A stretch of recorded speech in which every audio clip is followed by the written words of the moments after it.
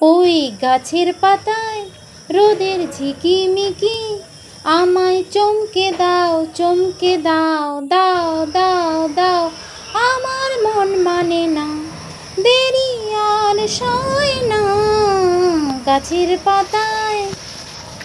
সকালবেলায় চলে এসেছি রান্নাঘরে রান্না করার জন্য। তো দেখুন আমি কি করছি, আজকে একটা শাক নিয়েছি। এই শাকটার নাম কে কে জানেন আমাকে একটু কমেন্ট করে জানিও বন্ধুরা।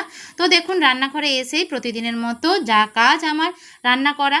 তো দেখুন আলু দিয়ে দিয়েছি, আলুটাকে একটু ভাজা ভাজা করে নেবো। জাস্ট একটু লাল লাল করে ভাজা হলেই এর মধ্যে আমি লবণ দিয়ে দিলাম, হলুদ দিয়ে দিলাম। লবণ হলুদ দিয়ে ভালোভাবে একটু ভাজার পরেই আমি এর মধ্যে জল দিয়ে দেবো। তারপর আমি আলুটাকে সেদ্ধ হতে দেবো, একটু সময় লাগবে। আলুটা সেদ্ধ হয়ে গেলে তার মধ্যে আমি কি দিচ্ছি দেখুন, কাঁচা লঙ্কা দিয়ে দেবো। দেখুন আমি জল দিয়ে দিলাম, এর মধ্যে জল দিয়ে এবার এটাকে আমি সেদ্ধ হতে সময় দেবো। জাস্ট জলটা দেওয়ার পরে ফুটে উঠবে, ফুটে ওঠার পর এর মধ্যে আমি কাঁচা লঙ্কা দিয়ে দিচ্ছি। অনেক কাঁচা লঙ্কা দিয়েছি, কারণ এই তরকারিটা আমি কাঁচা লঙ্কাতেই করব। এই গরমে মনে হয় যেন একটু কাঁচা লঙ্কার তরকারি খাই, তার জন্যই দিয়ে দিলাম। তারপরে দেখুন এই শাকটা এর মধ্যেই দিয়ে দিয়েছি। আলুটা হাফ সেদ্ধ হয়ে গেছে, তার মধ্যেই আমি শাকটা দিয়ে দিলাম। শাকটা দিয়ে এটাকে এবার আমি সেদ্ধ হতে দেবো। তো একটু সময় লাগবে, তার জন্য ঢাকনা দিয়ে এটাকে সেদ্ধ করে নিলাম। সেদ্ধ হয়ে গেছে, সেদ্ধ হয়ে যাওয়ার পর এবার এটাকে আমি ফোড়ন দেবো এর মধ্যে। তো এটাকে নামিয়ে রাখলাম। এরপর এর মধ্যে দিয়ে দিয়েছি 5 ফোড়ন আর শুকনো লঙ্কা।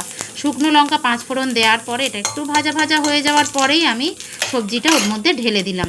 তো এটা একদম সিম্পল খাবার, একদম খুবই ভালো লাগে। তো যারা যারা এরকমভাবে খাও আমাকে কমেন্ট করে জানিও। আর এই শাকটার নাম কে কে জানো সেটা আমাকে অবশ্যই জানাবে কিন্তু বন্ধুরা। তারপরে দেখুন আমি কিন্তু নাড়িয়ে চাড়িয়ে তরকারিটা হয়ে গেল, একটু অল্প চিনি দিয়েছিলাম। তারপর দেখুন তরকারিটা মাখো মাখো হয়ে গেছে, নামিয়ে রেখেছি। এরপর দেখুন আমি কয়েক টুকরো মাছ নিয়েছি, মাছটা ভেজে তুলে রাখলাম। তারপরে সজনে ডাঁটা, গাজর, আলু, টমেটো সব দিয়ে পেঁয়াজ আর জিরে ফোড়ন দিয়েছিলাম।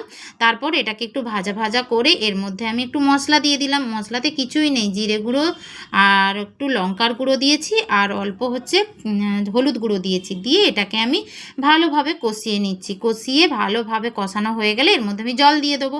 তারপর আমি এটাকে সেদ্ধ করতে ঢাকনা দিয়ে দেবো। সেদ্ধ হয়ে গেলেই দেখুন আমি মাছ দিয়ে দিয়েছি। তো মাছ দেওয়ার পরে দেখুন আমি একটু জাস্ট ফুটে উঠবে, তারপরে আমি নামিয়ে রাখবো। এটাই ছিল আজকে আমার রান্না। তো যারা যারা এরকম পাতলা ঝোল খেতে ভালোবাসো আমাকে একটু কমেন্ট করে জানিও কে কেমন রান্না খেতে ভালোবাসো। আমি তো এরকম রান্না খেতে ভীষণ ভালোবাসি, একটু কম তেল মশলা দিয়ে।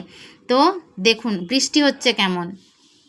আমার সারাটা দিন মেঘলা আকাশ, বৃষ্টি তোমাকে দিলাম। যাই হোক বন্ধুরা, ভিডিওটা কেমন লাগলো আমাকে একটু কমেন্ট করে জানিও বন্ধুরা। টাটা।